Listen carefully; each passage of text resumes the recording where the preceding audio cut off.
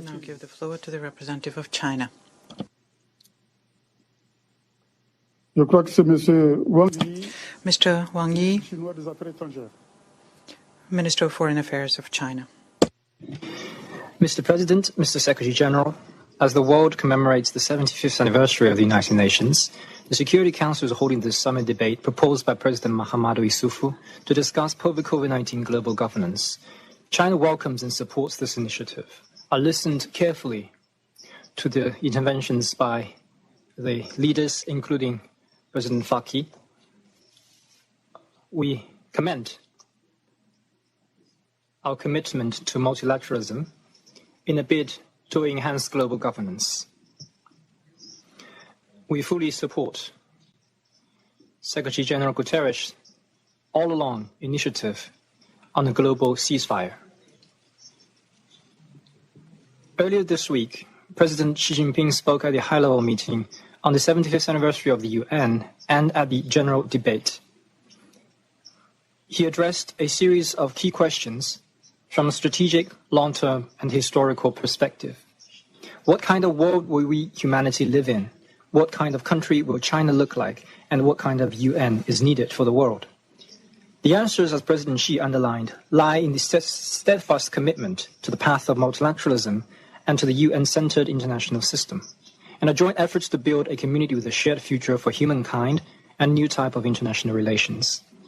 Many leaders have also recalled the founding missions of the UN, expressed strong support for multilateralism, and displayed a shared aspiration for defeating COVID-19 with solidarity and pursuing peace and development. As we meet, global threats and challenges continue to rise. The solution urgently requires improved global governance and closer coordination and cooperation. Meanwhile, developing countries are rising collectively. The global governance system needs to reflect the reality of the international politics and the process toward a multipolar world. We need to follow the trend of the times, strengthen top-level design, and improve the global governance system through reform. To this end, China would like to propose the following 5 points. First, we need to act on the principle of extensive consultation, joint contribution, and shared benefits. All countries, big or small, are equal members of the international community. Major risks and challenges respect no borders and impact the future of each and every country alike. To tackle them requires strong synergy supported by a global pooling of resources and wisdom. Global affairs must be discussed by all, governance systems built by all, and benefits of governance shared by all, so that every country is a participant, contributor, and beneficiary of world peace and development. Developing countries are faced with greater difficulties. There is every need to make sure that their voices are heard, their concerns are respected, and their rights and interests are safeguarded, which is an embodiment of international justice. Second, we need to jointly tackle non-traditional security threats. The first 2 decades of the 21st century have seen the onset of numerous global risks and challenges, from the September 11 attacks to the global financial crisis to COVID-19. Traditional and non-traditional security threats should be managed holistically. Public health and climate change should be given greater priority on the international agenda.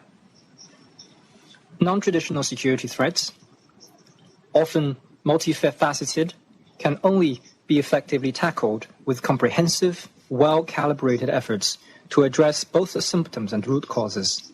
Here's where the Security Council needs to play a bigger role pursuant to the purposes and principles of the UN Charter. Third, we need to enhance coordination and cooperation among major countries. Global governance will be strengthened when major countries set an example of acting on the UN Charter, providing global public goods, and contributing to world peace and development. In such a challenging moment, major countries are even more duty-bound to put the future of humankind first, discard Cold War mentality and ideological bias, and come together in the spirit of partnership to tide over the difficulties. Fourth, we need to uphold international law and rules. A sound global governance architecture must be undergirded by respect for law and rules. All must adhere to the basic norms governing international relations, such as sovereign equality, non-interference in internal affairs, and peaceful settlement of disputes. Rules must be followed and commitments must be kept. Unilateral sanctions and long-arm jurisdiction need to be opposed in order to safeguard the authority and sanctity of international law. Laws and rules need to keep pace with the changing times. The international community needs to establish rules in frontier areas, such as the deep sea, polar region, cyberspace, and outer space, to regulate their development and ensure equitable benefits to all countries. Fifth, we need to bring the role of the UN to bear. The global risks and challenges we face are crises with compounded effects, which cannot be addressed separately. As the most universal, representative, and authoritative international institution, the UN is better positioned and capable to play a leadership role than any country or international organization. Meanwhile, the body needs to evolve with the times, increase representation and voice of the developing countries, raise its efficiency and emergency preparedness, and build an up-to-date governance system and capability. The Security Council, the centerpiece of the collective security framework, is part and parcel of the global governance system, and tasked with the primary responsibility for international peace and security.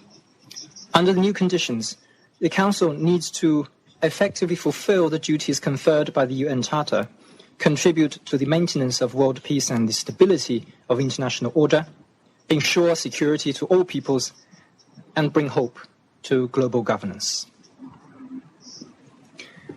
China will continue to work with countries around the world to improve the global governance system and build a community with a shared future for humankind.